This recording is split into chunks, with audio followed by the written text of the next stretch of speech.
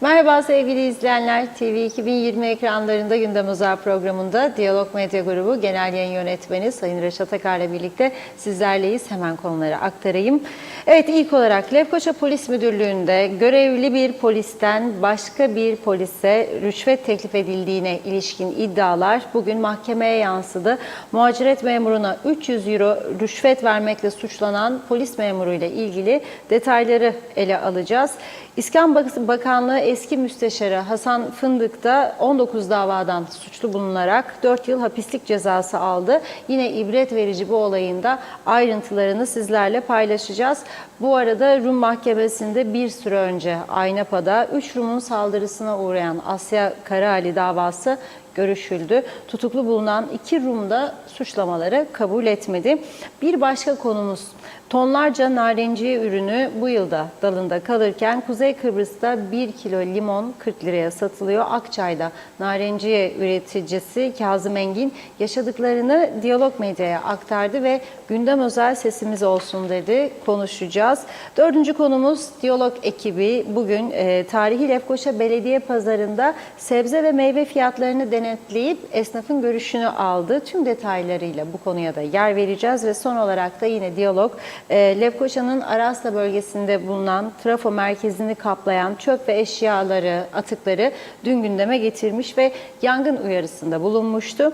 Uyarıya rağmen elektrik kurumu ve belediyenin herhangi bir önlem almaması dikkat çekti. Detaylarını vereceğiz. Hepsi ve daha fazlasıyla tabii ki sizlerleyiz. Evet, buyurun Reşat Bey. Evet, herkese hayırlı günler, hayırlı cumalar diyerek başlayalım. Evet, bugün ilginç devlet kurumlarında rüşvet konusuyla ilgili 2 tane önemli gelişme var ve bu gelişmelerin ayrıntılarını sizlerle konuşacağız. Birinci olay, Lefkoşa'da görev yapan bir polis memurunun bir diğer polis memuruna muhaciret işlemleri karşılığında 300 euro rüşvet vermesi olayla ilgili. Bu konu mahkemeye yansıdı. Görevini kötüye kullanması suçlamasıyla polis memuru Bayram Ergün bugün mahkemeye çıkarıldı. Tabii ki polisin davasını da yine polis mahkemeye sunuyor. Mahkemeye müfettiş muavini Umut Demir olayı şöyle anlatıyor. Lefkoşa Polis Müdürlüğü'ne bağlı Muhaciret Dairesi'ne görevli Bayram Ergün 23 Haziran 2023 tarihinde aynı şubede bir firmaya görevli OGE'ye bir firmaya ait 22 adet ön izni onaylaması için rüşvet vermeye kalkışmış.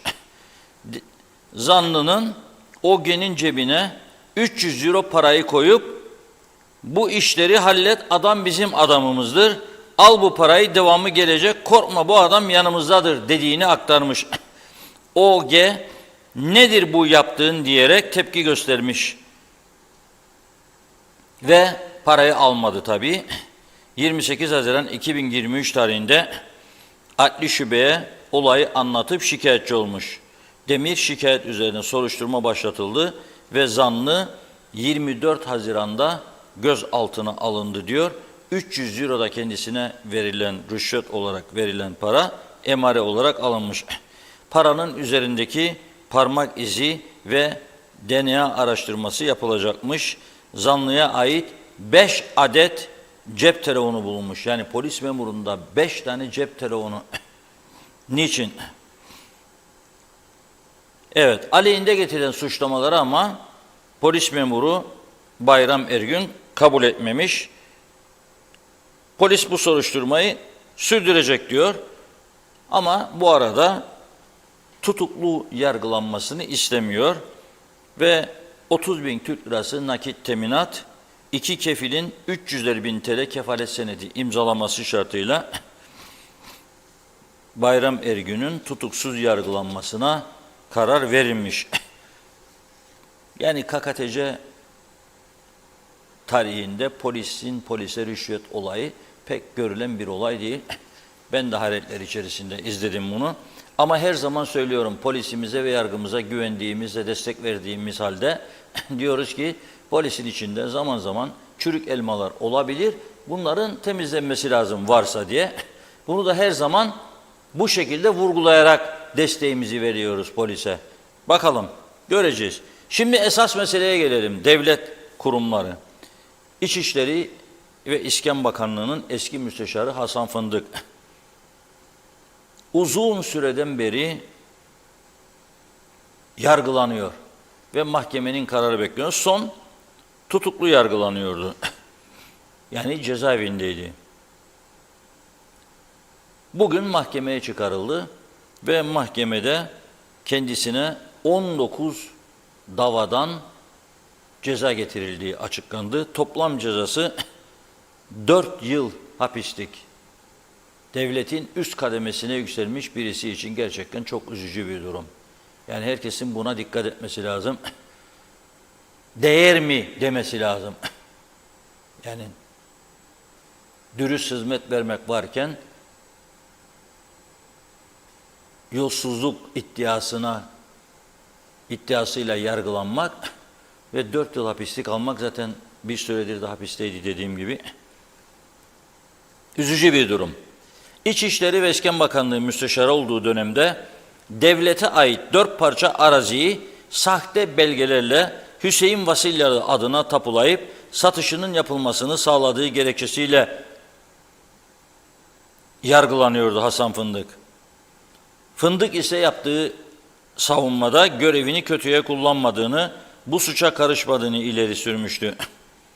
Ancak daha önceki davada sanık konumunda olan Öztan Özenergün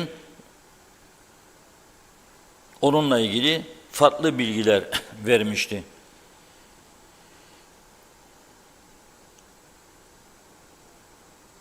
İçişleri Bakanlığı eski müsteşarı Fındık, İskan Dairesi eski müdürü Öztan Özenergün ve emlakçı Olgun Amcaoğlu 2004-2005 yılları arasında devlete ait 4 parça araziyi sahte belgelerle Hüseyin Vasilyalı adına tapuladıkları ve başkalarına satıp sahtekarlıkla para temin ettikleri gerekçesiyle Müsteşar Hasan Fındık 2017 yılında tutuklanmıştı. İddiaya göre Girne'de, Edremit ve Karaman'da 4 parça devlet arazi için sahte belgelerle Hüseyin Vasilyalı adına koçan hazırladıkları ileri sürmüştü. Arazilerin üçüncü bir şahsa satılıp sahtekarlıkla para temin edildiği belirtilmişti. Ve Hasan Fındık 18 tutuksuz yargılanmak üzere 18 Ocak'ta serbest bırakılmış. İlk duruşmanın ardından da tutuklanarak cezaevine gönderilmişti. Tabii burada sanıkların ifadesi vardı. 2 ayrı tarihte 2 ayrı zarfla yüklü miktarda sterlin verilmişti Müsteşar Hasan Fındık'a ve toplam paranın 70.000 sterlin olduğu iddia ediliyor. Yani 70.000 sterlin, ama diğer ifade veren İskan Dairesi eski müdürü Öztan Özenergün, ki o da bir süre hapis yapmıştı, o bu zarf işini doğrulamış, çoğunu müsteşar aldı, azı bana kaldı demişti. Müsteşarın aldığını iddia ettiği para 70.000 sterlindi. Evet, Hasan Fındık 4 yıl süreyle hapislik cezası çekecek. Bu tabii Kuzey Kıbrıs'ın siyaset tarihinde bu da ender görülen bir durumdur. Şu anda cezaevinde benim hatırladığım kadarıyla elektrik kurumunun eski genel müdürü şoförüne haksız bir şekilde fazla mesai ücreti yazarak, maaşı yazarak büyük bir kısmını kendi tahsil ettiği iddiasıyla yargılanmış ve hem kendisi hem şoförü 6 ay hapislik cezasına çarptırılmıştı. Şu anda ikisi de cezaevinde tutuklu bulunuyor. Daha önce Sayın Doktor Dervişeroğlu'nun kalem müdürü sahte bir belgeye imza attı ki herhangi bir yolsuzluk, hırsızlık durumu yoktu. çok iyi bilinen, temiz bilinen bir insandı. Fakat bir bildiriye eski başbakanlardan İhsan Küçük'ün imzasını attırdılar kendisine. O iddiayla yargılandı ve hapislik cezası aldı. O tabii tamamladığı süresini çoktan cezaevinden tahliye edildi. Akılda kalan olaylar bunlar. Ama bunun dışında tabii çok ciddi başka yolsuzluk, suistimal olayları mahkemenin, daha doğrusu polisin ve savcılığın gündemine getirildiği halde bu olaylar ne yazık ki mahkemeye yansıtılmadı. Kimisi yurt dışına kaçtığı için, kimisi burada olduğu halde savcılık mesele yok diyerek dosyaları kapattığı için bu olaylar mahkemeye yansımadığı için neticelenmedi. Yoksa benim bildiğim sadece en az 10 dava vardır. Yani elektrik kurumuyla ilgili, Kıbrıs Türk Hava Yolları ile ilgili, hayali gübre, hayali hellim ihracatıyla ilgili, gübre imalatıyla ilgili bir yığın dosya savcılıkta mesele yok denilerek kapatıldığı için yargıya taşınmadı. Yoksa dediğim gibi yine devlet kurumları içerisinde bir takım rüşvet, yolsuzluk veya suistimal iddiaları vardı. O dosyalar bir türlü ileri getirilemedi. Kuzey Kıbrıs Türk Cumhuriyeti'nde şimdi soru şudur. Neden kamudakiler bu tür olaylara yönelmeye başladı? Eskiden Kuzey Kıbrıs'ta polisin özellikle ve yargının çok güvenilir olduğunu hep konuşurduk. Rüşvet iddiası diye bir iddia söz konusu olamazdı. Kamuda şimdi yaşadığımız gibi, gördüklerimiz gibi olaylar olmazdı. Hatta aralarında konuşurlarken eskiden bazı iş adamları şöyle derdi. Yahu derdi, adam işimizi yaptı, bakana bir gömlek götürdük, adamın yüzü kızardı derdi. Neden bunlar olmaya başlıyor? Hesabını sormamız lazım. Nasıl ki dün baktım, Türkiye'de şimdi bir uzman doktorun maaşı 54.000 kusur olmuş. Uzman doktorun. KKTC'de kaç paradır bilmiyorum. Ama 54.000 lira uzman doktor, dövize böldüğümüzde kendisini olmaz yani. Eğer full time, tam mesai yapan bir uzman doktorsa kabul etmez bunu, çünkü özel sektörde bir günlük değil 3-4 saatlik geliridir. O zaman ya tam uzman doktor değil, ya eksikleri var, ya özele alınmadı, yahut da orasını bir ticaret kapısı görüp, daha doğrusu iş bulma kurumu gibi oradan özele aktarma görevi yapacaktır. Şimdi aynı şekilde her zaman vurguladığımız gibi yargı, polis ve uzman doktor çok önemli pozisyondadır. Yani ben tesadüfen bir bakan oldum ve bir kişiyi kalem müdürü yaptım. Yani o vasıflara uygundur, değildir hiç bakmadan, partilidir diye, beni destekledi diye onu aldım, müdür yaptım veya getirdim müsteşar yaptım. 70-80 bin vereceğim. 10 sene okuyan ve 3-5 sene daha bunun üzerine çalışma hayatında kendini kabul ettiren uzman bir doktora diyeceğim gel 40 bin lira, 35 bin lira hastanemde çalış.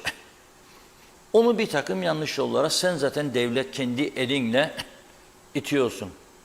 Ya da polis ol, git adam tutukla, çeksin çakıyı soksun karnına, ya çeksin silahı, silah ateş alsa seni öldürsün, çocukların, eşin orada kalsın. Riskli meslektir bunlar. Bu riskli meslekleri özenle korumaları lazım.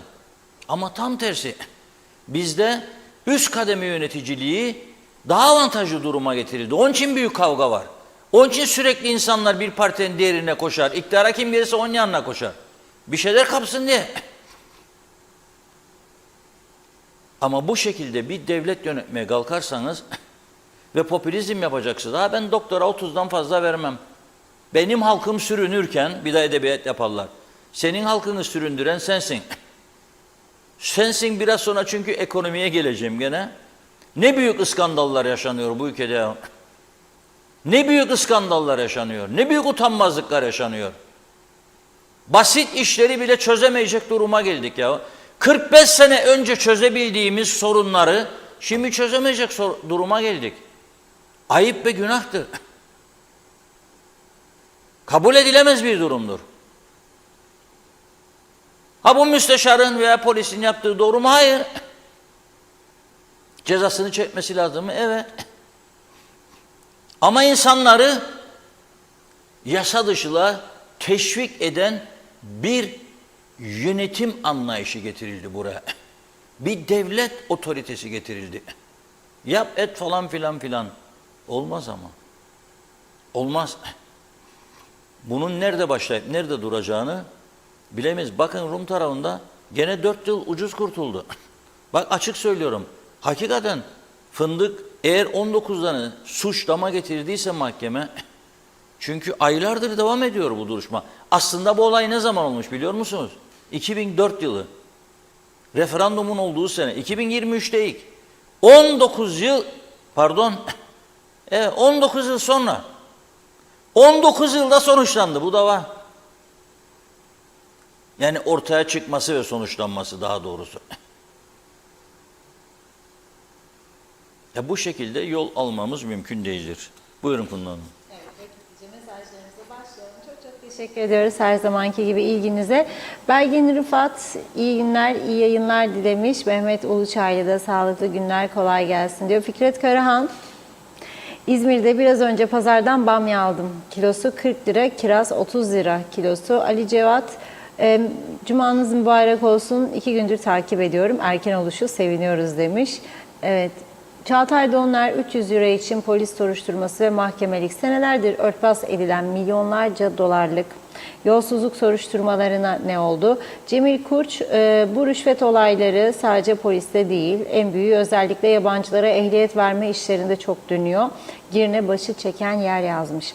Veli Baş, asgari ücretten haber var mı dedi. Mehmet Uluçaylı, Lefkoşa Belediyesi faturalara çevre temizliği adı altında epey bir ücret almakta. Surlariçi Arasta'da trafo altı çevre sayıklıyor mu? Evet. Nazım Nalbant, sevgiler İskele'den, her şeyin iyi olmasını dilerim. Yine hafta sonuna geldik, hayırlı cumalar demiş. İyi ki gündem özelimiz var.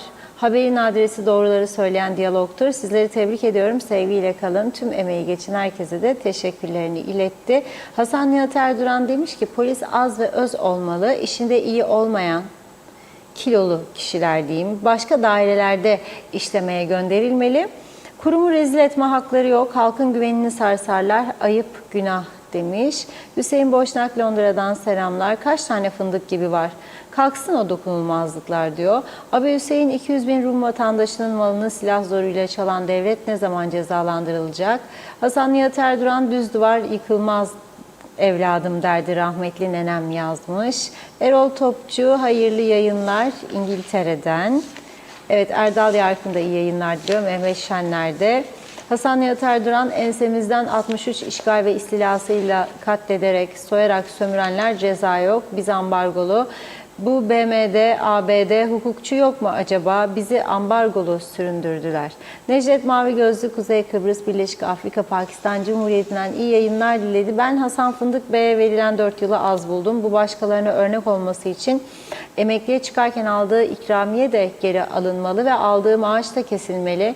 Sen gelebileceğin en yüksek mevkiye geleceksin. Maaşın da güzel ama bununla yetinmeyeceksin. Mevkinin sana verdiği yetkiyi sahtekarlığa kullanacaksın. Yanlış yaptı, cezasını çekmeli ve başkalarına da bu örnek olmalı demiş.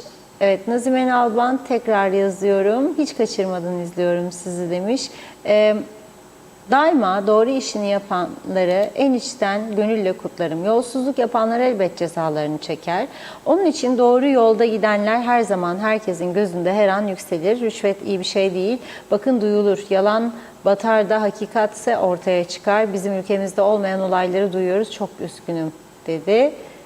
Evet bakıyorum. Ali Dere Seven, evet Reşat Bey, gazetemi aldım ama göremedim demiş.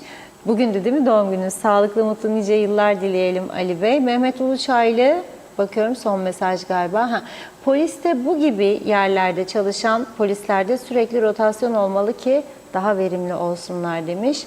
Son olarak Hüseyin Koltan da hoş geldiniz ekranlarımıza. Kolaylıklar diliyorum. Doğru haberin gerçek adresi. İyi ki varsınız demiş. Çok çok teşekkür ediyoruz. Devam edeceğiz. Buyurun Reşat Bey. Evet, Ali Bey'den özür dilerim. Bunun hesabını grafikçilere soracağım. Biraz sonra göreve gelirler. Herhalde tatile çıkacak bunu yapan arkadaş. Çünkü kendisine fotoğraflar ve yazılar verildi grafikerlere. Böyle bir durum yaşandı. Özür diliyorum, düzelteceğiz. Olmaması lazım ama bizim de ne zorluklar altında çalıştığımızı işte herkes anlasın. Sorumluluk meselesidir medya işi. Yani herkes hem gazeteci hem tatile düşkün hem kısa süre çalışma anlayışında olursa bu meslek yürümez. Devamlı değişiyor onun içinde. Meslekte aslında 400-500 gazeteci falan derler. Varsa muhabir arıyorum göndersinler o zaman. Nerede bu insanlar? Ben soruyorum. Deneyimli programcı arıyoruz, yok.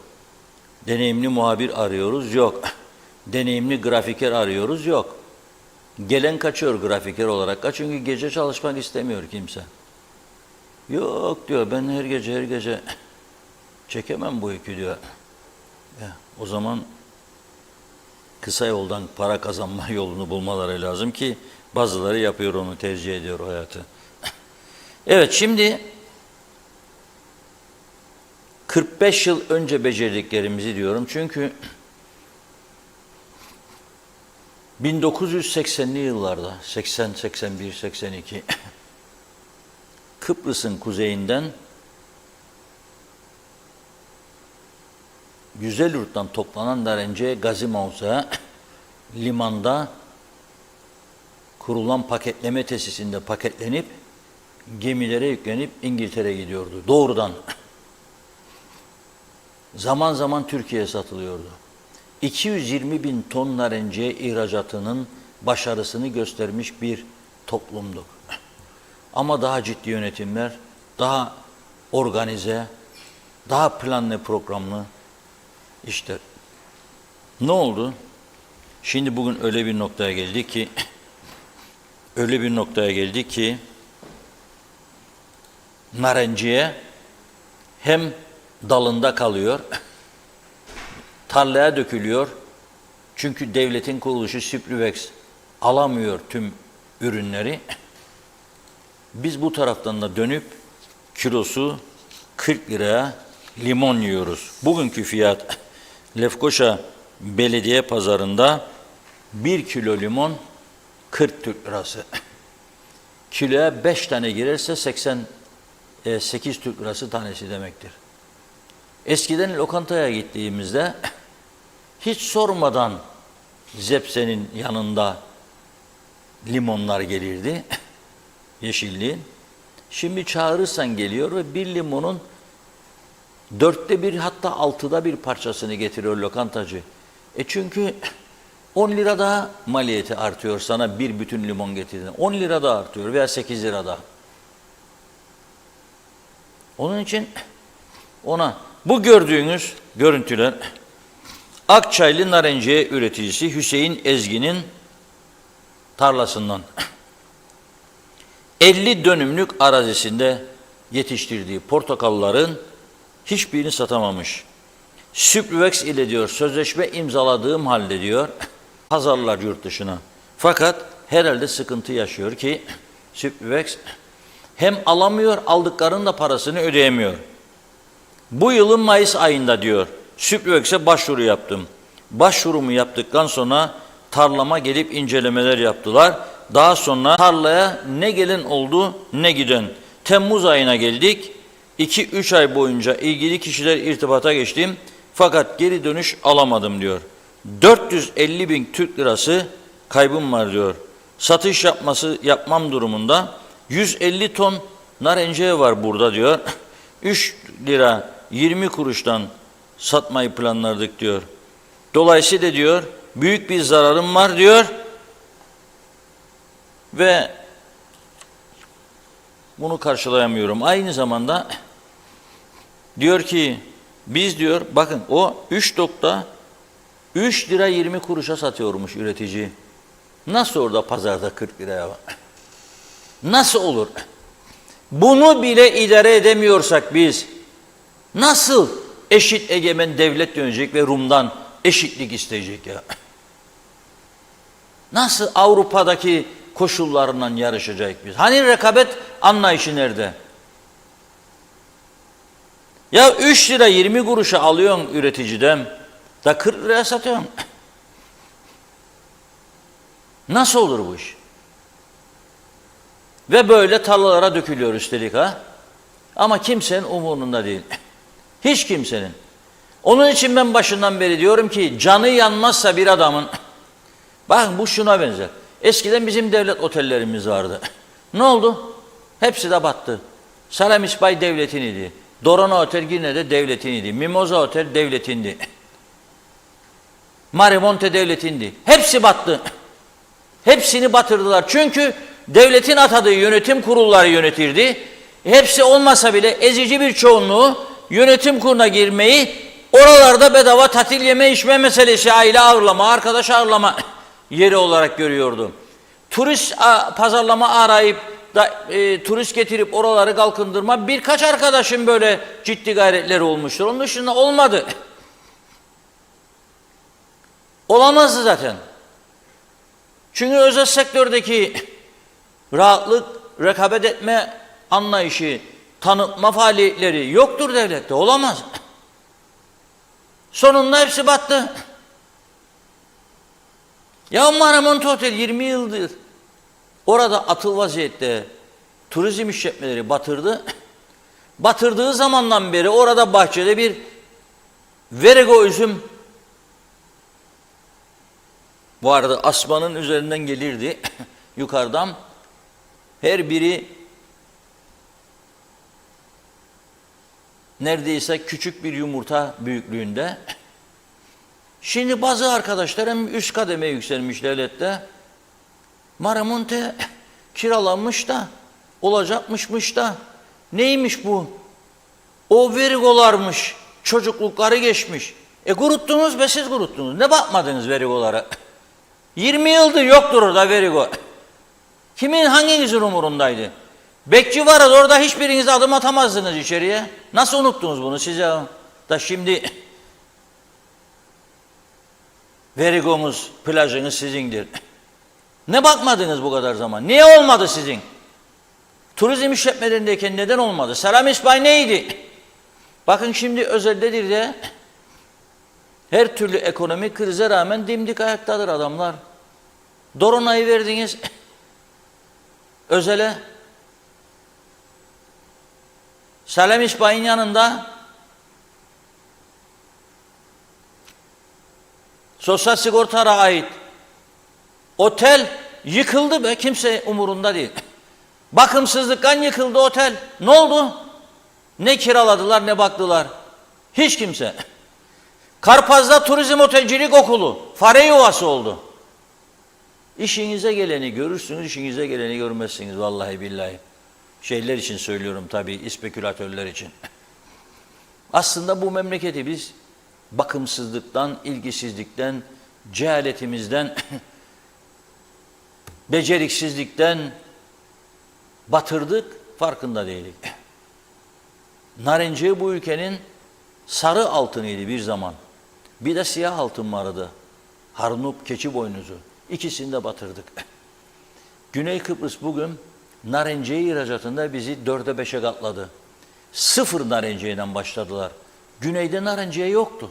Narenciye ağaçları güzel yurttaydı. Onlar morfu derler, o morfu. Ve bir miktar da Mausa'daydı. 0'dan başladılar. Yetiştirdiler, 4-5 katımıza çıktılar. Şimdi o vatan millet Sakaracılara soruyorum. Yani siz Avrupa normları isteyen, kalıcı bir çözüm isteyen insanları başladınız fişlemeye, Rumcu, Avrupa'nın satın aldıkları falan filan diye ayıp ediyorsunuz çok. Vicdanınız da sizi reddedecek. Siz mutlu musunuz bu ülkede yaşayanlara söylüyorum bu şartlardan? Bu devlet şimdi size emekliyseniz bulup veriyor parayı da zannedersiniz ki bir süre sonra verebilecek bu şartlara göre. Narenciye batmış, Harnup batmış, turizm sıkıntılı, üniversite Afrikalılara teslim ettiniz. Dün bir aracın içinden 9 kişi çıktı. Ben mesela ne beklerim? Bu olaylar biriktiğini görerek olağanüstü bir bakanlar kurulu toplantısı veya parlamento toplantısı. Nasıl tedbir alabilirik? Nasıl bu işin önüne geçebilirik? Yoksa eli kolu bağlı çaresizlik, yasa engeli tanımaz, tüzükleri böyle. Yasaları yapan sizsiniz, tüzükleri de. Bu yasaları yaparken kimden yararlandınız? Hangi iyi ülkeleri örnek alarak yasa yaptınız bugüne kadar? Yasaların çoğu cahilce yapılmış, bilinçsizce yapılmış.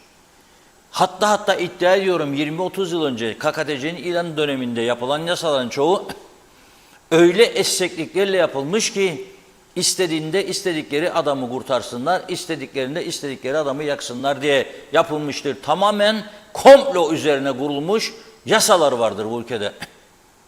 Komplo teorileri üzerine. Aksini iddia eden varsa buyursun gelsin burada hazırlanalım konuşalım. Yazık günahtır ya. Bir toplumu bir taraftan 20 Temmuz 74 can ve mal güvenliği mutlu ediyor. Bir taraftan da yaşattığı bu ortamda buranın yönetimleri insanları mutsuzluktan, umutsuzluktan kırıyor.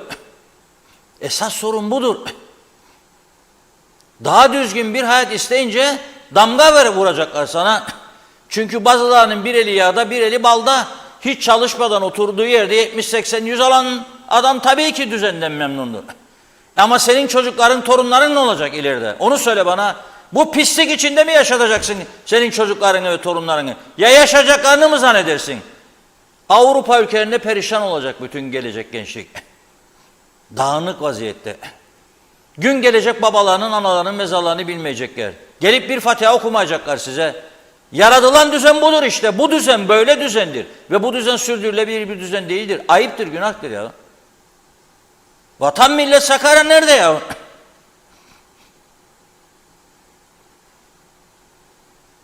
Adamların bahçedeki narenciyesini alın kurtarın. Eğer devlet yönetiyorsanız. Harnup ağaçlarına bakınız. Ürün toplayınız. Bakın Bafın Belediye Başkanı bunu kendine bir görev atfettiğini söyledi ve Bafın belirli bölgelerinde üreticiye teşvikler veriyorlar. Fidanları beleş veriyorlar. Gidip toprağa da birlikte dikiyorlar fidanları. Kara altın derler Harnup'a. Şimdi bugün günü geldi zannederim. Kaç gündür beklediyorum arkadaşlar ben konuşurken bulsunlar. Başka bir şeyden bahsedeceğim size. Kaç gündür sıra gelmedi. Gene ben bu konuda bu KKTC'nin yetkililerine çok ağır suçlamalar getireceğim. Çünkü Güzelyurt tarafında işsizlik olan köylerde muhtarlar ne yapsın? Halkıyla bir şeyler yapmaya çalışır. Mesela Akçay muhtarı ipek böceğiyle uğraşır son günlerde. Ama bir başka muhtarımız lavanta üretimini gündeme getirmişti. Olmaz demişler kendisine. Deneyelim dedi. Denedi, tarlalar lavanta tarlasına dönüştü. Üretim gayet başarılı oldu. Sonunda devlet bunlara ama bunun pazarlaması ve işlenmesi konusunda yardımcı olmadı. Boş ver be, 50 dönüm lavanta ya 20 dönüm ne yapacak falan. Ama adamlar güneyde, geçtiğimiz hafta, bak Cyprus Medya'dan aldım bunu, güneyde bir internet üzerinden yapan medya kuruluşu, bir hafta önce aldım bunu. Ve utandım. Gerçekten utandım. Platres'te, Trodos'un altındaki Platres bölgesinde lavanta yetiştirilmiş oradaki halk. Ve bu lavantadan koku yapıyorlar. Bak iyi dinleyin, koku yapıyorlar. Çay yapıyorlar. birçok ürün imal ediyorlar. Lavantadan. Ve bunun tanıtımı için de bu yıl 6.sını düzenlemişler Lavanta Festivali. Hem bölgeye bir canlılık geliyor, hem yabancılara tanıtıyorlar ve yabancılar alıp götürüp satıyorlar onlara, alıp götürüyorlar. Bizim de dedim arayın muhtarı bakalım. Muhtar meğer bu seçim kaybetmiş, eski muhtar. Ne diyor? Evet biz başardık üretimi diyor ama arkasını getiremedik çünkü ilgilenen olmadı. Devlet bu işi sahiplenmedi. Kimse bizim elimizden tutmadı. Kooperatifler var başka ülkelerde ya bunları üstlenir. Alır bir yerden götürür yoksa kurulur. Teşvik edilir. Bankalar bu üreticiye kredi verir. Ondan sonra onlar satar ürününü alır. Hiçbir faaliyet yok. Olanı yok etmenin dışında bir beceri yoktur bizde. Olanı yok etmenin dışında bir beceri yoktur. Evet, gerçekten üzülecek bir durumdayım. Ben üzülüyorum. Bu üreticimiz gibi daha kaç tane üretici var? Narenciye Üreticileri Birliği Başkanı geçtiğimiz günlerde bir açıklama yapmıştı bayramdan hemen önce. Bayram geldi, üretici hala ödenmedi diye. Ha ben vereceğim devlet kuruluşu Sipüvex'e 3 lira 20 kuruştan portakalı ve bekleyeceğim 6 ay 8 ay alırsa da ürünümü da ondan sonra beni ödesinmiş. Ben mahvoldum zaten. Ağaçlarıma nasıl bakacağım? Nasıl gübre vereceğim? Nasıl ilaçlayacağım kurtlara, sineklere karşı? Su parasını nasıl ödeyeceğim ya? 6 lira 20 kuruş ödüyorlarmış galiba tonuna suyun üretici. Kuyu suyu yani. Nasıl olacak bu iş? Olmuyor işte. O yüzden birilerinin bu işlere bir el atması lazım diyorum. Çok mesajımız var mı? Peki o zaman bir mesaj arası veriyorum. Bugün sizi nereye götüreceğim az sonra? Bandabulya'ya. Pazar bozulur bu lafa. Bandabulya. Öyle derdik. Rumcadan gelmedir ama adı Bandabulya derlerdi. Lefkoşa Belediye Pazarına diyorum. Götüreceğim sizi. Bir hem de biraz ürünlerin fiyatlarını konuşalım. Dün konuştum. Mausa'dan bir izleyicimiz mesaj attı bana programdan sonra. Size çok teşekkür ediyorum. Mausa açık pazarda 50 liraya düştü kiraz dedi. Ama herhalde öğleden sonra akşam üzeri kapanıyordu pazar. Erimesin diye vermiştir ama bugün gene baktırdığım her yerde 100'ün altında kiraz yok yani. Buyurun Funda Hanım. Evet, Cavit Çevik'in mesajıyla devam edelim. Reşat Bey iyi yayınlar. Bir topta bankacılara atarsam memnun olurum. Terminalde bankanın karşısında ATM, Girne kapısında banka yok, ATM yok. Kim ilgileniyor? Lütfen sesimizi duyurun demiş. Salih Mullalı bu ceza belki biraz bu hırsızları, haksızlık yapanları korkutup caydırır. Ülkeyi bir yağma haline getirenler adalet önünde hesap verirler. Emir Ali Tatlıdil düz işçi bulmak bile zor abi demiş. Hilat Siva kamuda torpillerle, torpilli olmayanların olduğu bir dönemden geçiyoruz. Projelerde bile torpilin yoksa yapmana izin vermiyorlar. Ahmet Halil iyi yayınlar diledi. Evet, Belgin Rıfat Allah aşkına bir Hasan Fındık mı suçlu ki onu yargıladılar? Yıllar önce iskan paketleri açılırken önce eski bir bürokrata, sonra bir zenginimize, sonrasında emekli protokol müdürüne gider. Sonrasında ise halka duyurulur ve iskan için müracaat kabul edilirdi. Ben şu anda bu isimleri açıkça yazmıyorum. Onlar rahmet bıraktı ama çocukları bu tapuların sahibi yani Rum malları üzerinde çok oyunlar oynandı ve oynanmaya da devam ediliyor. Mehmet Uluçaylı 3 lira 20 kuruşa üreticiden alınan portakal nasıl olur? Gümrük yok, stopaj yok, fon yok. Neden fiyat 15 katı olur demiş. Evet, Cengiz Güsella Güzelay, Hasan Fındık düzenin kurbanıdır. Daha çok büyükleri var. Ben olsam fındığın yerinde Öterdim, konuşurdum. Bakalım dışarıda kalan müdür kalacak mı? Hukuk çalışıyor mesajıdır bu kesilen ceza. Sayıştay ve Ombudsman faal midir? Eğer AB vatandaşlarıysak AB'nin hukukçularını göreve davet ediyorum. Akla gelebilecek tüm insanlık suçları işleniyor diyorum. Celal Harun, bu ülkeyi hep birlikte bu hale getirdik. Gelen nüfusa vatandaşlık verilirken hep sustuk. Karşılığında Rum taşınır taşınmaz mülklerinden pay aldık. Ganimet hak etmeden memur müdür, genel müdür olduk. Köy isimlerini değiştiler. Sustuk. Her köye cami yapıldı. Sustuk. Tarikatlar geldi. Küçük çocukları Kur'an kurslarıyla cehalete ittiler. İlahiyat külliyesi yaptılar. Kurdelesini kestik. Bütün kurumlarımızı bir bir elimizden aldılar.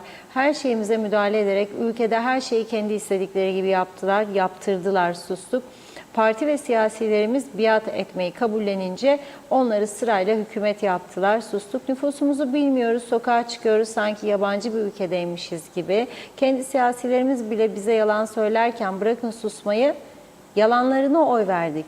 Bileceğiz ki bu ülkede artık hiçbirimizin can güvenliği yok. Burası sorma Girhan'ıdır. Herkes şikayet eder ama ülkeye sahip çıkan yok. Kurtarılmayı bekliyoruz ama kurtarıcı gelmeyecek demiş. Hüseyin Büyükoğlu, Seaside döküldü. Yalnız beleş tatil yapmayı bildiler arkadaşlar demiş. Cengiz Güzelay, bastığımız yeri kuruturuz Reşat abi diyor. Nahir Kortik, kafalarını sokmuşlar kuma, hiçbir şey de duymazlar. Yakında uçuyoruz. Selamlar. Salih Mullalı, Lapta Karava Narenciye doluydu. Şimdi geriye bir iki ağaç kaldı. Onlar da eli kulağında gitmeyi bekler. Hasan Yatar Duran, Kıbrıs Türk Hava Yolları'nı devletleştirip turizmi özelleştirme ve yok edenler yargılanmadı. Dosya Mali Polis'te açık bekliyor. Basın ısrarcı olursa, gündemde tutulursa hepsi hapiste olacak bence demiş. Evet, Yuvacık, Mandıra yolu, yayla, yol genişleme, Seaside Otel, Dom diyor. Hepsi açık hesap. Mehmet Uluçaylı, bizler halk olarak tüm bu zamları, pahalılığı, face'lerde eleştirip tavuklar gibi kümeste yaygara yapıyoruz ama iş faaliyete gelince hepimiz bir köşeye saklanırız. O nedenle biz protesto etmeyi bile beceremeyiz. Cemil Kurç, bu beceriksizler demiş sadece otelleri değil Kıbrıs'ın incisi Girne limanını da batırdılar. Erdim Niyazi, narenciye ihracatını, üretimini ve dünya pazarını 80'li yıllarla bugünleri kıyaslamak doğru değil. AB'ye ihraç etmek için bir hasattan diğer hasata kadar olan sürede sadece AB şartlarına uygun bitki koruma ürünleri kullanılmalı. O yüzden pazar Orta Doğu ve Rusya'ya yöneldi. Bu pazarlara narenciye satarken Mısır ülkesi gibi rakipler bulunmaktadır. Mısır'da su bedavadır, rekolte çok yüksek, işçilik çok düşük.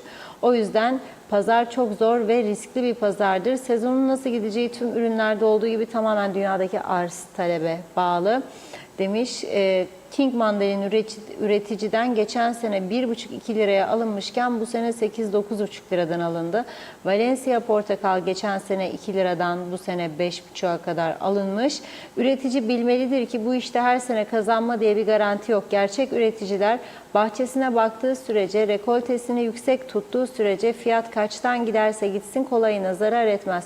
Limon fiyatına gelince her sene Temmuz'da tavandır. Çünkü yedi veren ürün sonbaharda hasat başlar. İlkbahara kadar devam eder. Haziran'da fiyat yükselir. Çünkü bu sezon hasat yapılan tür çok fazla yoktur demiş. O gün Zeybekoğlu, pazartesi günü Sonay Zeybekoğlu'na kan tahlili yapılıyor. İhtiyaç durumunda demiş. Kan bulunabilecek mi? Şimdiden bulmak için her yere haber veriyoruz. Sizlerden de yardım istiyoruz demiş. Pertev Kalkaner, diline sağlık olsun. Kemal Osman Ceyhanlı, memleket gitti bitti artık son uzatmalar oynanır yazdı. Aytaç Bey de iyi yayınlar diliyor. Yücel Barbaros, İskele'de emirname dolayısıyla bina yapacak tarla kalmadığında şirketlerin istikamet sınırlama olmayınca Geçitkale Sütlüce Köyü arazileri yazmış. Şahin Özdil, bugün torunumu kreşten almaya gittim. 3 kaza atlattım demiş. Hepsi Z plaka. Ben trafiğe çıkmaya korkuyorum. Hasan Güllü, ektiğimiz harnuf fidanlarını dahi farelerden kurtaramıyoruz. Hükümet fare zehri bile dağıtmaktan aciz yazmış. Sayar Aker, selamlar bu yaz hiç siyasetle kavrulmayalım diyor. Seçimler geldi geçti. Meclis tatilde bize de deniz havası iyi gelecek. Yürü de korkma demiş. Ne o? Ay ışığında sohbetler avutur diyor.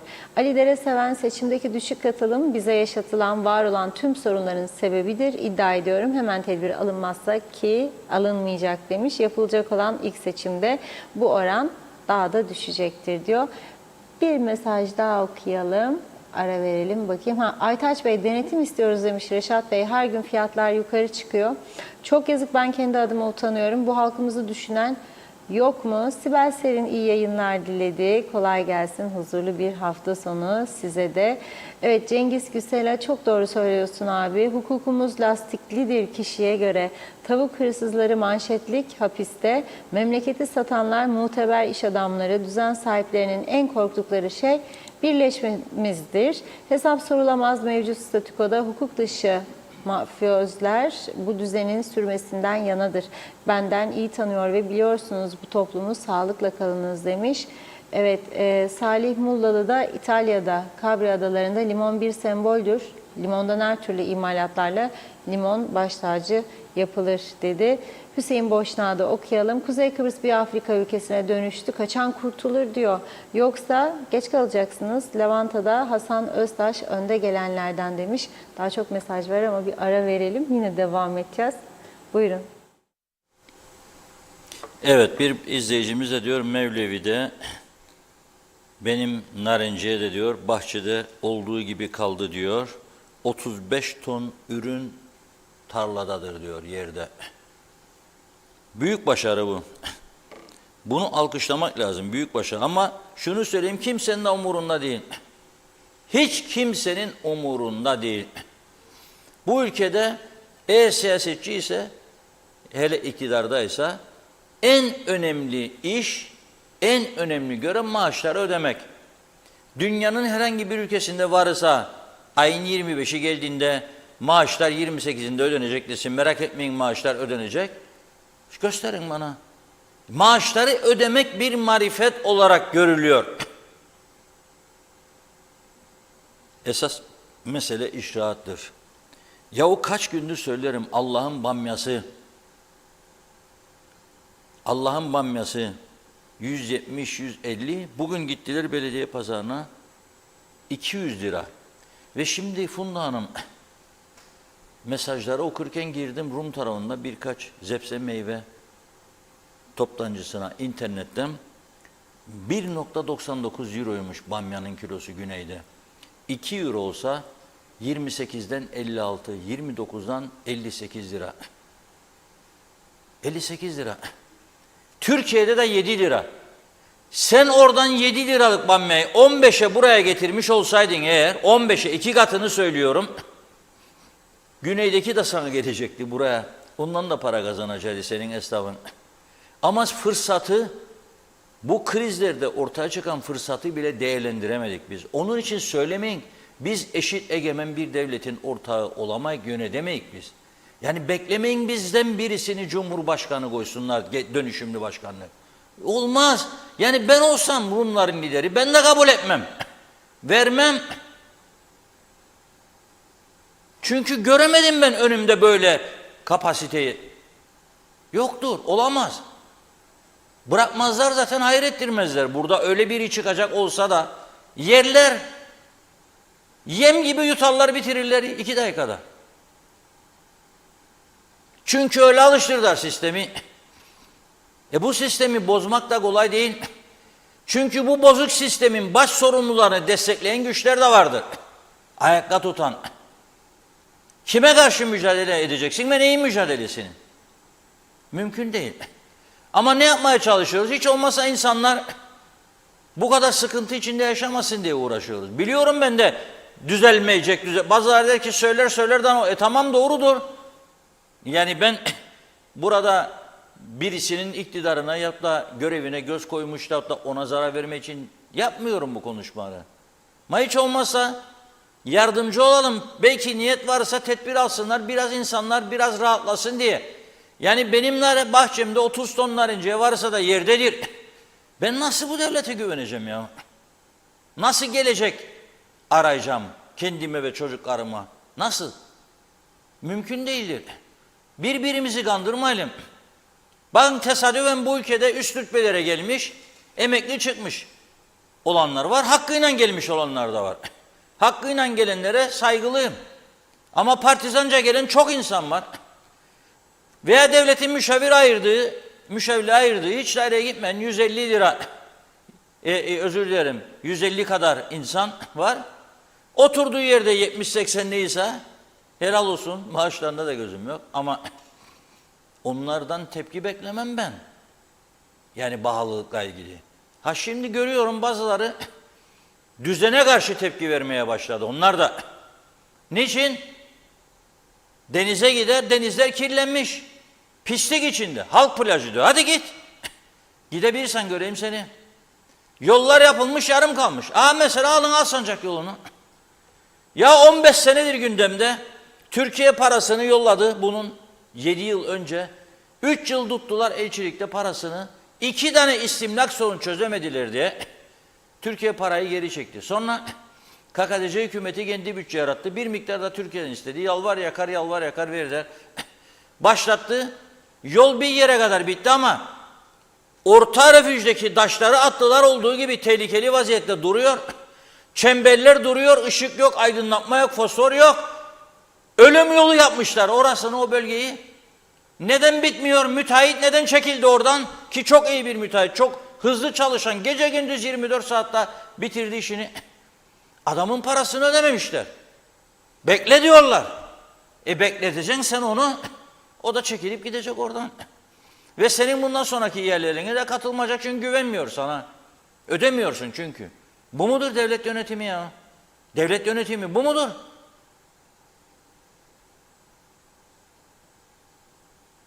Olamaz yani. Kiraz hala 100 lira.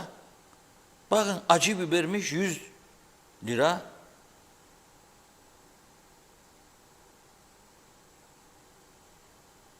Allah'ın patlıcanı ki tam zamanı şimdi. Fideyi ektiğine tutarsa, ben geçmişte yaptım. Su ve güneşten başka hiçbir şey istemez. Böyle bir kürekle hayvan gübresi atardım. Su ve güneş. Altın gibi patlıcanlar çıkardı. 35 lira. Şimdi sorsam ama üretici de ne diyecek biliyor musun? Mazot parası bizi yedi diyecek. Su ücretleri yükseldi. Doğrudur. Doğrudur. Hatalar üstüne kurulmuş bir yönetim anlayışının sonucudur bu. Yani hiç olmazsa narinciye üreticisine, zepse meyve üreticisine suyu 2 liradan ver, 1 liradan ver. Artan su denize dökülüyor. Denize dökeceğine bu tarım alanına kaydır. Hep masal gazel. Türkiye'de de birkaç önceki bakan ne dediydi? Bize bir mi siz geldiğinde Kıbrıs'a? Tarım Bakanı. Yani Geçikköy'ü halletmişik gibi, tamamdır gelen suyu dağıtırmışık gibi. Dedi bir tane de toprak altı baraj yapacak size dedi. 5 parmakların altına, yerin altına baraj. Akan sular dedi, yerin altına barajda toplanacak. Oradan dedi bütün mesire tarlaları sulanacak. Hani nerede? Ya dilin kemiği yok derler tabii. Yani ver gazı gitsin, Türk hoşuna gider. Yani öyle. Şimdi çok çirkin, erkek üzerine söyleyeyim hadi bayan olmasın. Çok çirkin bir erkeğe ne yakışıklı adamsın bugün falan desen adam erir o saat. Erir. Yani bayana söylediğinde bayanlar daha çok erir de öyle miyim acaba der. Evet. Halbuki öyle değildir ama sen onun için söylüyorsun. Ya bir işin var, bir çıkarın var, bir şey koparacaksın. Ya da seviyorsun, sayıyorsun, moral bulsun diye söylüyorsun. Ve gazı veriyorsun. Gazı da verince tabii o da uçuyor sevinçten, mutluluktan. Neyse, Lefkoşa Belediye Pazarı Bandabulya'ya götürelim sizi.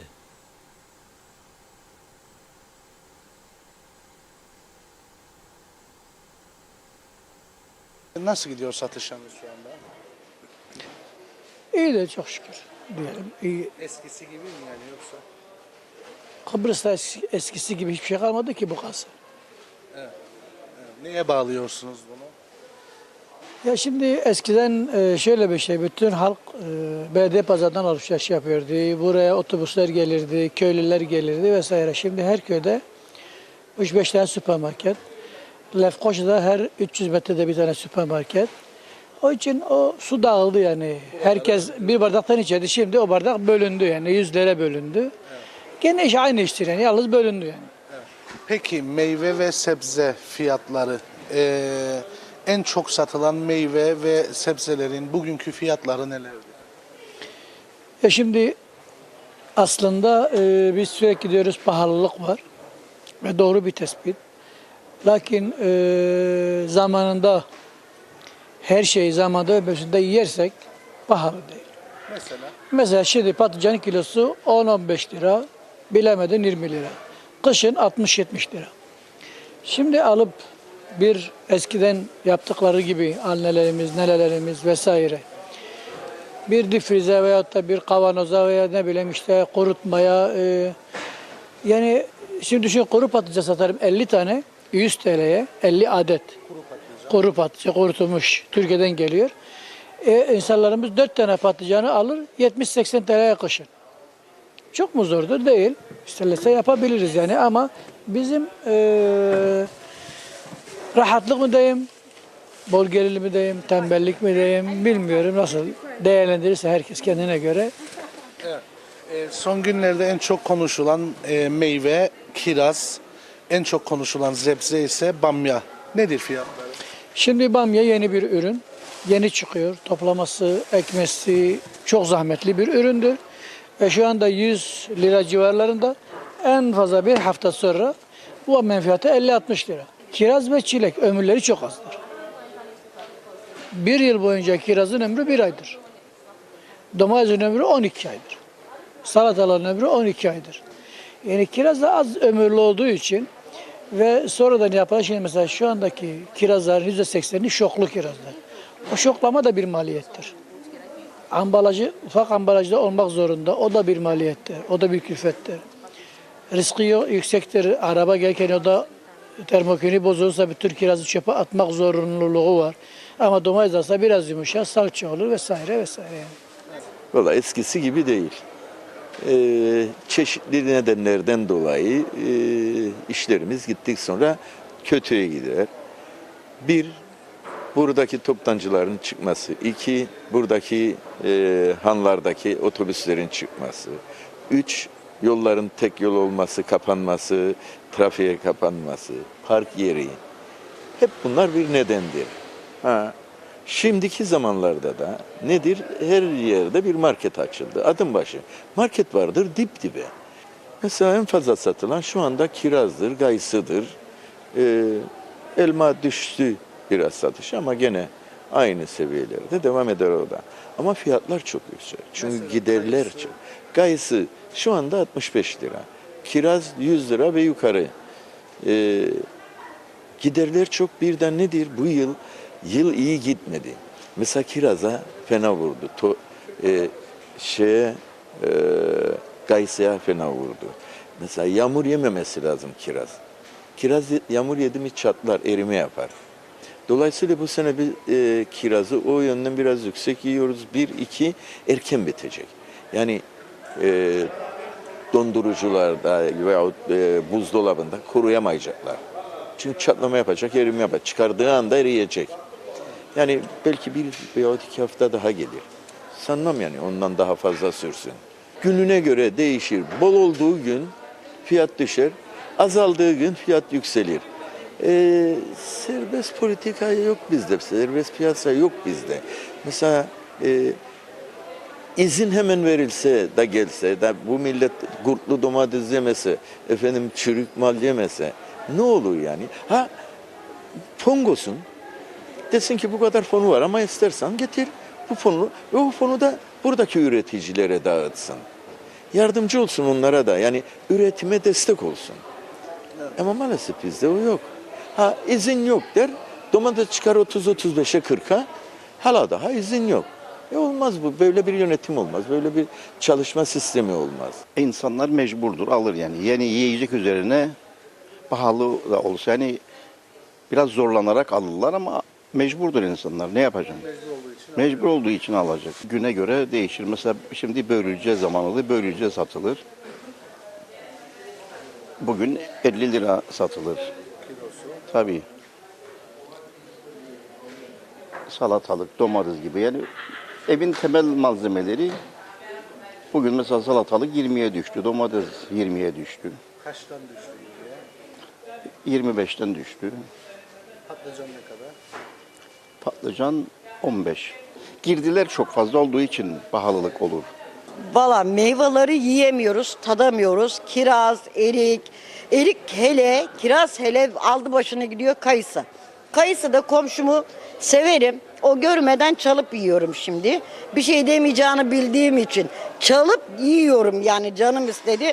Pahalı çünkü 100 liraya olur mu be kardeş? Kiraz da kayısı da ya. Kaç liradır be ama bu? 65. Görün 1 kilo. Nasıl canım ister? Ben çaldım da yerim. Helal etsin o zaman. Helal eder ya komşumdur da. Ama yani gerçekten meyvelerin yanına yaklaşılmıyor. Bu bir gerçek. Çok üzgünüm bu konuda. Dün dinledim yayın yönetmeninizi dinledim. Evet o beyefendiyi dinledim. Severek de izliyorum onu. Kirazlar konusunda konuşma yaptı. Yemin ediyorum buraya geleli, annemin memleketine geleli ben kiraza tadamadım 2 senedir. İstanbul'a gittiğimde 20 lira 15 liradır be ama burada 100 lira nasıl ya? Ne? Oradan geldiğinde yememiş mi? Gideyim kiraz yemeye bir tek bir 7.000 lira gidiş geliş uçak bileti vereyim de. Bir akıl işidir. O zaman şimdi 2 tane kayısı çaldınız. Bir tane de kiraz çalar. Öyle yapacağım zaten. Geldim burayı gezineyim hem de Osman abimden çala çala meyve isteğimi gidereyim.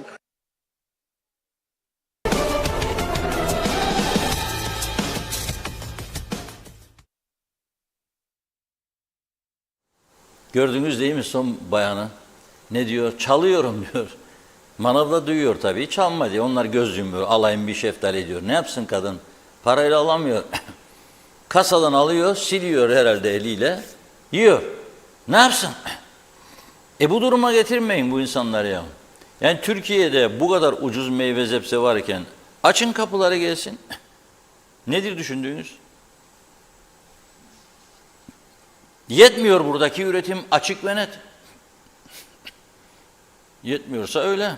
Şimdi ben bamyayı söyledim. Bakın ben eğer bamyayı seven bir adam olsaydım 1.99 gördüm program bitince gidip Güney'den alıp geleceğim bamyayı. Yani enayi değilim herhalde burada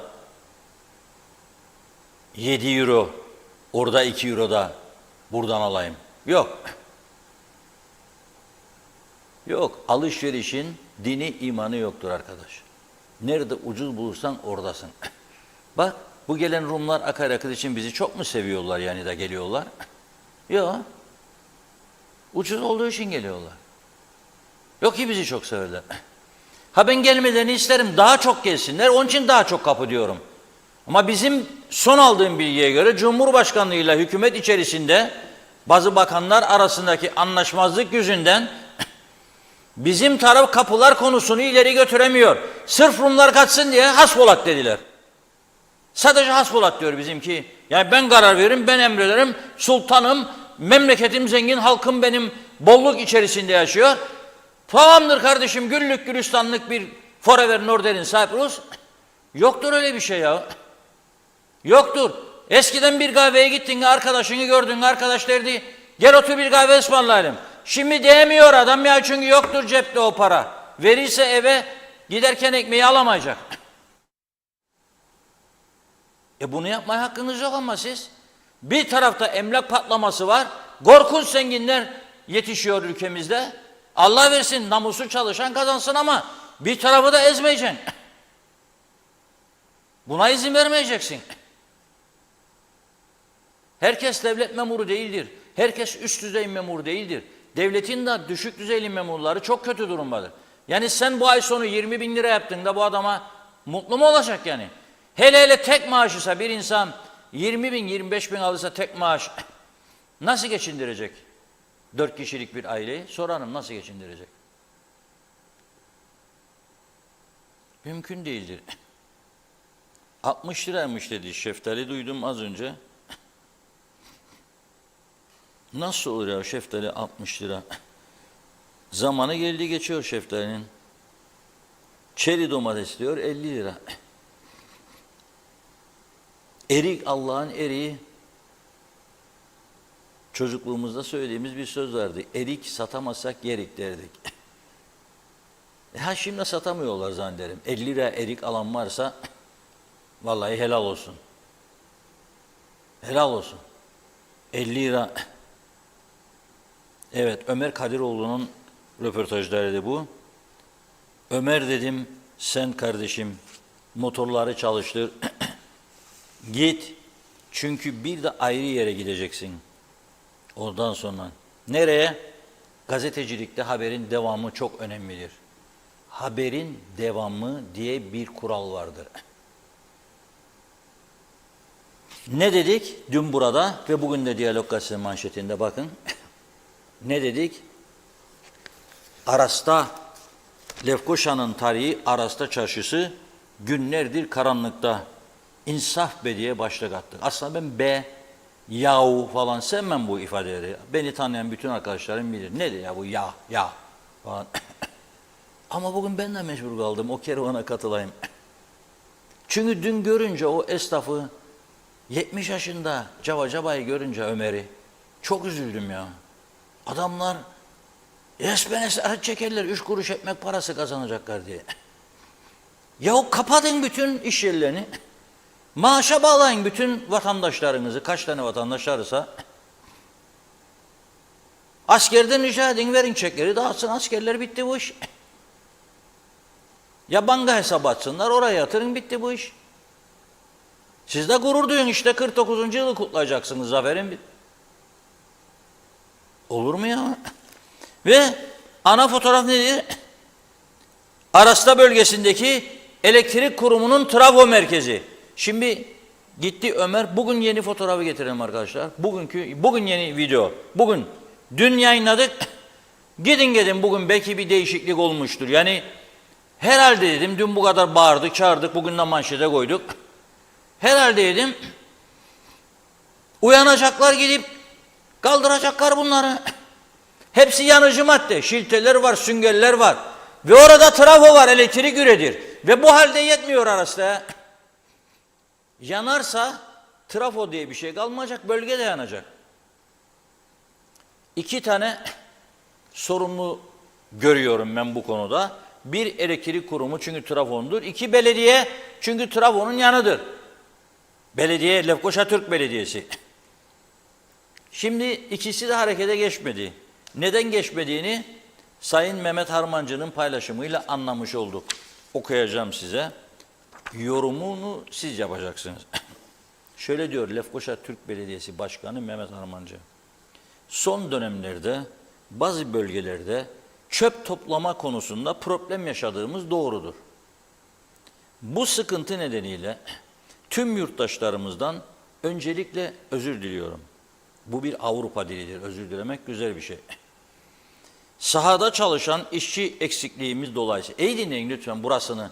Sahada çalışan işçi eksikliğimiz dolayısıyla bazı bölgelerimizde evsel atıkları hizmet alımı ile yapmak en ekonomik seçenek olarak başvurduğumuz bir yöntemdi. Bu alanda özel sektörün maalesef olanaklarının genişlememesi istediğimiz performansı oluşturamadı, hizmetin aksamasına neden oldu. Bu sorunu elbette en kısa sürede çözeceğiz ve rahatsızlığı ortadan kaldıracağız. Satır satır gidelim şimdi. Sahada çalışan işçi eksikliğimiz 650-700 kişi geçenlerde açıkladı. Özür dilerim. 700 artı dedi. 700 artı dedi.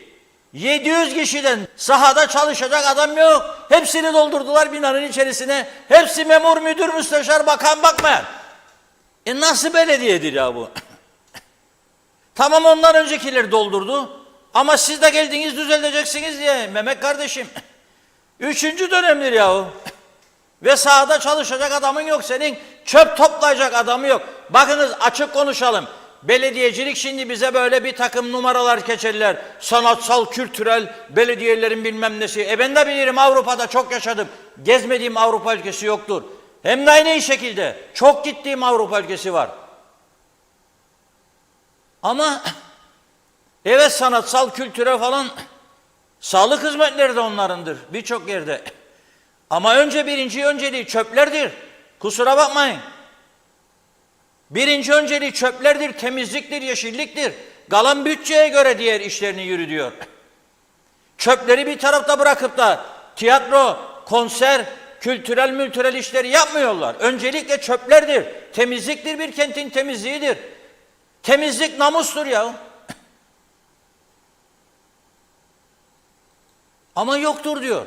Şimdi ona da bir şey diyemiyorum. Doldurulmuş belediye binasının içerisi, kimin nerede oturduğunu, ne iş yaptığını bilen varsa buyursun bana anlatsın. 700 kişi ne var bir binanın içinde? Gökdelen yapıldı oraya. Yoktur. Araç gereçleri de eskimiş, çürümüştür Lefkoşa Belediyesi'nin. Dökülür çoğu. Çöpçü bulamıyorlar. Çünkü alıştırdılar herkesi. Memur, ya memurluğa girer girmez, müdür, müsteşar, kalem müdürü. Olmadı danışman de bir yere koy. Çünkü defalardır söylerim burada, o vatan millet Sakaracılar, özellikle size söylüyorum şimdi ben, bu memleketi sevdiğinizi söylüyorsunuz. Ben sizden daha çok seviyorum. Ama madem seviyorsunuz, bak ben size öneriyorum, önce olun siz de. Gidin Cumhurbaşkanı, şimdi İngiltere'den gelen bir izleyicimizin yazdığı gibi, Cumhurbaşkanı diyor, evet dayandı diyor, dış politika falan, ne demezse, ülkenin Cumhurbaşkanısın, zorlayacaksın diyor, herkesi iş yapma, belediyeleri de hükümeti de, sen biraz önce ol diyor, adımı da ver diyor, istersen diyor, korkmam diyor, vermiyorum adını. Bu küçük ülkedir ya, Denktaş Bey zamanında, boşanmadan kurtulmak isteyen kadınları dinlerdi. Giderlerdi kendine, kocam beni boşuyor. Ya kocam gece kulübüne dayandı, kurtar bizi. Onunla da ilgilenirdi. Küçük toplumlarda budur özellik. Şimdi biz gelelim, belediyeler kurulduktan sonra, şimdi savcıysa ihale bilmem ne işleri dönerdi. Ondan şikayet edildi. Solcu geldiği zaman da kendini nasıl göstereceğini çıkaracağı, tiyatro, orkestra, bando, sanatsal, kültürel festivaller, etkinlikler. Ha ben çöpün içinde yaşayacağım. Sinekler çocuğun üstünde bütün gece yiyecek, pişirecek her tarafını. Benim de alnımı delecek, kolumu. Ben sanatsal, kültürel bilmem ne. Hiçbir ülkede olmayan benim durumumda. Önce çöpümü alacaksın. Çöpümü önce temizleyeceksin kentimi. Kaldırım yapacaksın, yeşillik yapacaksın. Fakat sonradan düşünmeye başladım. Her toplum layık olduğu şekilde yönetilir. Ben Cemal Bulutoğlu'nun işe aldığı belediye çalışanlarından birkaç tanesine sordum. 2 seçimdir. Oyumu kime vereceğim dedim. Mehmet Harmancı. Neydi sloganı? Tabii ki Harmancı mı yoksa öyle bir şeyler. Elbette Harmancı yap, doğal Harmancı. Doğal olarak. Niçin be dedim. Memnunsunuz hani. Tabii memnunluk dedi bana. Ne açıdan dedim. Bizi işten atmadı, maaşlarımızı da ödüyor dedi. Ha maaşlar ödeniyor, tamamdır yani. Ama annen dedim falan, sokaklar, dışkı kokular, insan falan. Ya bu paramı alırım ben. Sen bu topluma gelen bir toplumu hangi gücüyle düzeleceksin? Söyle bana. Nasıl uğraşacaksın bu kadar insanla? Hepsi düşmanın olacak. Nasıl çözeceksin bu sorunu? Bu sorunu biz kendi içimizde çözmemiz artık mümkün değil. Çökmüştür çünkü burası. Arayacaksın bir yerden tutasın, hep saldırı, hücum. Arayacaksın bir hücum. Yıllardır diyorum ki yahu Türkiye'yi iyi konularda örnek alınız ama almazsınız. Mesela belediyecilikte Türkiye son yıllarda çok başarılı. Ama almadılar onu örnek o konuda. Neyi aldılar? Efendim üniversite mezunları yedek subay askerlik yapsınmış. Yıllar önce Aldar böyle bir yasa çıkardı mecliste. Niçin? Yedek subay olursa hem daha kısa süreli hem kafa 3 numara vurulmayacak, çocuk, genç, yakışıklı, kel olmasın. Hem iyi maaş. Ve aynı şeyi geldiler burada yaptılar. Ya onun nüfusu 85 milyon, kendi de bilmez, belki de 100 milyon. Çok askeri vardır. Bu yöntem buldu. Bir de okuma yazma oranı Türkiye'de çok düşüktü. Üniversiteyi teşvik etsinler diye yaptılar. Senin burada zaten liseyi bitiren onun üniversite mezunundan daha iyi İngilizce konuşurdu. Daha çok başarılıydı matematikte, fizikte, kimyada. Ama ben nereye bakarım? Neden karşı tarafı, aynı ülkeyi paylaştığımız insanları örnek almıyorsunuz? Orada herkes eşittir askerlikte. Ve liseyi bitiren adam veya bitirmeyen 15'e kadar okula gider. 15'ten sonra gitmezse onu bırakır 17'ye kadar, 18'e kadar çalışır. Sonra askere mecburen gider. Liseyi bitiren de bitirdiğinde gider. Ben üniversiteye gideceğim daha. Askerliğimi bitirdikten sonra yapayım, yoktur, yasaktır. Bitirdin liseyi, askerdesin, ondan sonra gideceksin. Gideceksen üniversiteye. Şimdi bizimkiler sonra ama 2 yıl ara verdikten sonra bir çocuk nasıl gidecek eğitime? Onlar gittiği gibi çoğu onların İngiltere'de, Amerika'da çok başarılı okullar bitiriyorlar. Da biz mi beceremeyik? IQ'muz bu kadar yüksek bir toplum ya. Bu kadar çok bakan bakmayan değiştiren bir toplum, onlara göre 1000 misli fazla değiştiren. Da bunu mu beceremeyecektik? Bunu ya devam ettirdiğimiz için bu uygulamayı gençlik ne yapar? Yazılayım Kıbrıs'ta herhangi bir üniversiteye, aylığı da ödedim mi herhangi bir bölümden nasıl olsa mezun olacağım. Ve oluyorlar. İstediğim bölüm beden eğitimi, iletişim falan filan. Askerliği yedek subay yapayım. 3 numara vurulmasın kafa. Hafta sonları evde. Daha iyi maaş. Ondan sonra da gideyim dayanayım. Mullah abimin kapısına. Mullah abi ailecek destekledik ha. Askerlik de bitti, hadi beklerik bir işçik. Ne işçi? Alalım seni gayet memuru. Alalım seni bilmem ne. Dediğim gibi kalem müdürü de alabilir. Danışman da alabilir. Nerede kaldı? Ben sattığım evi de İngiltere'de okuttum. Nerede kaldı? Farkım. Yemin ederek söylerim. Adil bir düzen olsa burada. Bütün istadyumları cezaevi olması lazım. Bütün istadyumlar. Gandıra gandıra birbirimizi yalanla, dolanla, birbirimizin sırtını okşa okşa, hak etmediğimiz mevkilere gele gele pilimizi çektik.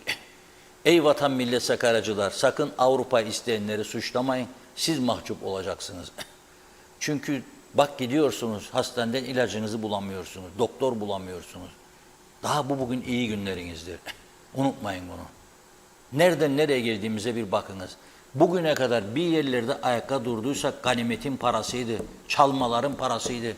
O da bitti, şimdi kaldık böyle. Buyurun Funda Hanım. Devam edelim. Ergün Yahat'ın mesajıyla. Evet, demiş ki Ergün Bey, halkı düşünen kim Reşat Bey? Güney örnek alsınlar. Geçen akşam Lefkoşa'da bir bölgede asfaltlama yapılacaktı. İnanın kilometrelerce seyyar lambalar sıralandı. Gece yarısı saat 24'te başlandı. Sabah inanın 2-3 kilometrelik yol trafiğe açıldı. Sürücüler gündüz hiç mağdur olmadı. Aynur Yalkın iyi yayınlar dilemiş. Celal Harun, evet, ağlama değmez hayat bu gözyaşlarına. Daha maaşlara artış gelmeden akaryakıt her şeye zam geldi. Zam yapanlar, yaptıranlar utansınlar. Bugünkü çalınacak şarkımız diyor. Orijinal şarkı One Way Ticket Home olsun. Evet, Onur Oyak, yemin ederim 74 öncesi bile bu kadar sorunumuz yoktu yazmış. Abey Hüseyin, Kıbrıs Adası'nda tek bir devlet vardır, Kıbrıs Cumhuriyeti. Süleyman Ege, hangi ülkede bir milletvekili 25-30 yıl sürekli milletvekilliği yapar, övüne övüne TV'lerde söyler. Bunlar işi meslek olarak görür. demiş.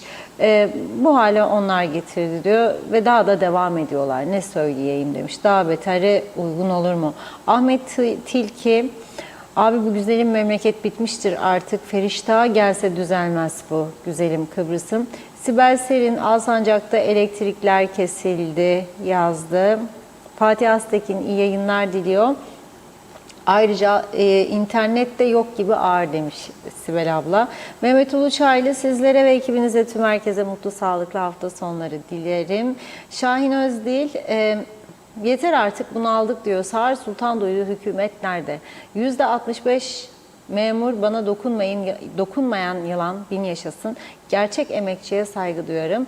Necdet Mavi Gözlü, Türk lirasının üzerinden 2-0'ı attıkları zaman her şey ucuzlayacak. 100 liralık kiraz 1 liraya düşecek.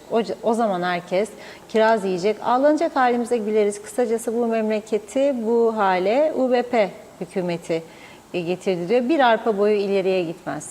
Her gün Diyalog Gazetesi'nde görüyoruz, okuyoruz. Özellikle Afrikalıların karıştığı her türlü olay, sebep oldukları trafik kazaları görmüyorlar mı diyor. Bir hükümet yetkilisi niye çıkıp Afrikalı ve 3. ülke insanları için hiçbir kelime etmiyor? Hangi bakandır bu Afrikalıların arkasındaki? Kimse niye söylemiyor? Söylemeyin, iş bilmezler ordusu. Gün gelecek, bu bana dokunmayan yılan bin yaşasın dediğiniz yılan sizi de sokacak ki o gün dört gözle bekliyorum. Benden bugünlük bu kadar demiş. Fevzi Mehmetçioğlu kolay gelsin dedi. Belgin Rıfat, kiraz Londra'da da 11.99, kayısı 6.99 sterlin.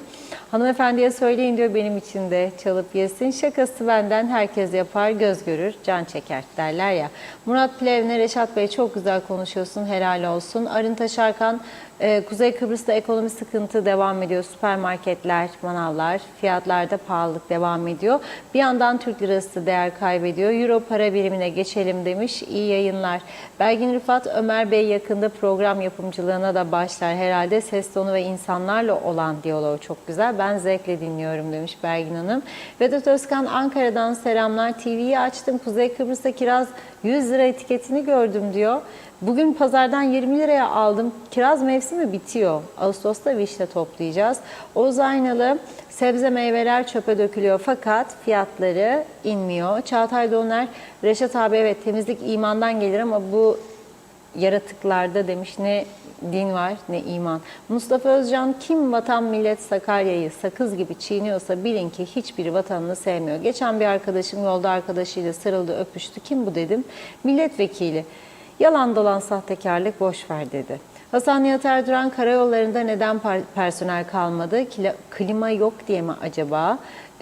445 olması gereken personel sayısı neden 115'e düştü? Maliyeciler, sekreter, arşiv, teknisyen, mühendisler mi makine kullanıp çizim yapacak, levha çakacak?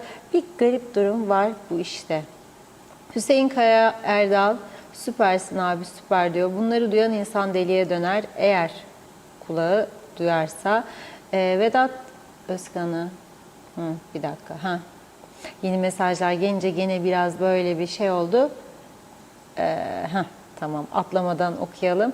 Mustafa Özcan, Reşat Bey bu işin sonu geldi artık. Elinizi taşın altına koyma zamanı. Yeni bir oluşum, liyakat sahibi adaylar.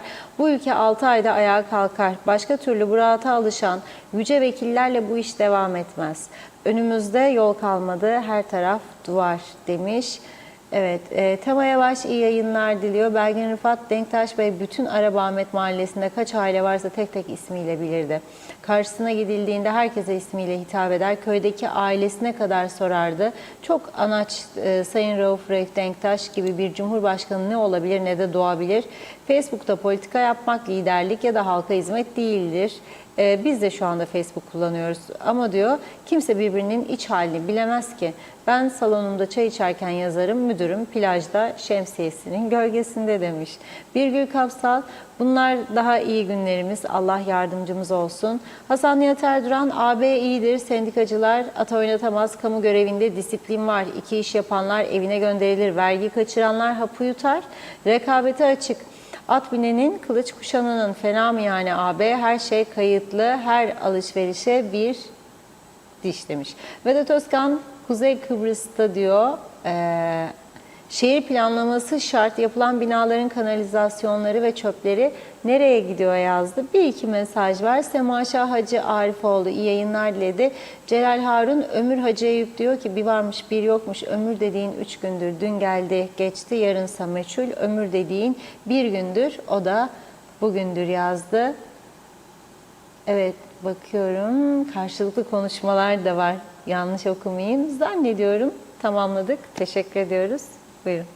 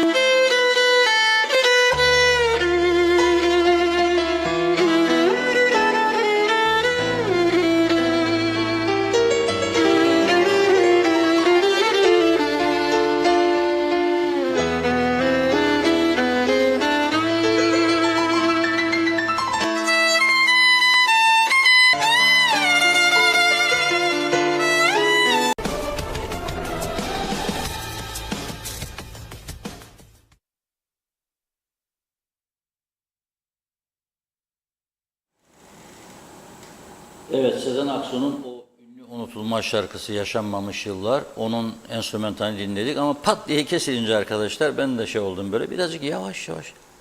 Müzik tonu düşer, azalarak gider. Evet, inşallah ileride her şey güzel olacak. Şimdi narenciye üreteceğine destek vermiyorlar, ilgilenmiyorlar, bıraktılar keçi boynuzu falan derken bugün bir haber okudum Rum basınında, yarın çıkacak bizim gazetede. Almanya'nın Uluslararası İşbirliği Kurumu varmış. GİZ, G-İ-Z. Kapital yazdığınız zaman GIZ. Araştırdım internetten, çok önemli bir kurum. Kıbrıs Türk toplumuna yeşil hat tüzüğüne uyacak kalitede hellim üretebilmesi ve ekonomikman gelişebilmesi için 8 milyon 200 bin euro mali yardım yapma kararı almış. Bizimkilerin bunu iyi görmesini diliyorum. Efendim biz süt üretse teşvik vererek, ihracatçıya vererek, tarıma verin de ben yediğim hellimden emin değilsem görevini yapmıyorsun. Ne kadar verdiğini de bilmiyorum. Bir karar alınır, para verilir ama denetlenir. Süt kapasitesinin artırılması, hayvanların beslenme koşullarının iyileştirilmesi için küçükbaş hayvan besicilerine de ayrıca destek sağlanacaktır. Laboratuvar olanakları diyor.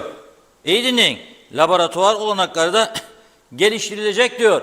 Ne oldu devlet laboratuvarı? Kaç yıl geçti yanalı? Kimin umurunda ya? Olduğu gibi duyuyor bina orada. Ve sonra ne ayıp bir şey. Ne ayıp. Geçen gün ölen 37 yaşındaki bir şahsın, bir gencin neden öldüğünü bizde tek adli tıp uzmanı vardır. Allah iyiliğini versin. İkincisi yok. 30 yıldır konuşuyoruz. İkincisini almadılar. Ey vatan millet Sakaryacılar. Yoktur be ikinci adli tıp uzmanınız. Ayıptır size. Bakanlıkların içinde nerede oturduklarını bilmediğiniz yüzlerce fazla personeliniz var. Da bu otopsi yapacak tek adam. Bu adamın hasta olma hakkı yok, izne çıkma hakkı yok. Ve olanaklar da yetersiz, laboratuvar yetersiz. Buradaki otopside çıkaramadılar sonucunu. İleri tetkik yapılması lazım. Ne oldu? İleri tetkik Türkiye'ye gidecek. Kaç ay sonra gelecek? Nobody knows. Kim bilir? İşte bir cinayet oldu. Ocak ayında Gazi Mausa'da 16 yaşındaki kız çocuğu hunharca öldürüldü ya. Topladıkları emareler Türkiye'ye gönderildi. 6 aydır daha gelmedi. Rapor. Ve onun için adalet yeri tecelli edemiyor. Yargı başlayamıyor. Ve bir aile niçin öldü bu ferdimiz diye sorma hakkı yok mu ya? O da sen nasıl devletsin ya? Neden öldüğünü ortaya çıkaracak bir laboratuvarın yok. Yanan laboratuvar olduğu yerde durur. Da siz dörder beşer korumayla İngiltere'de gezersiniz. Ne diyeyim artık ya?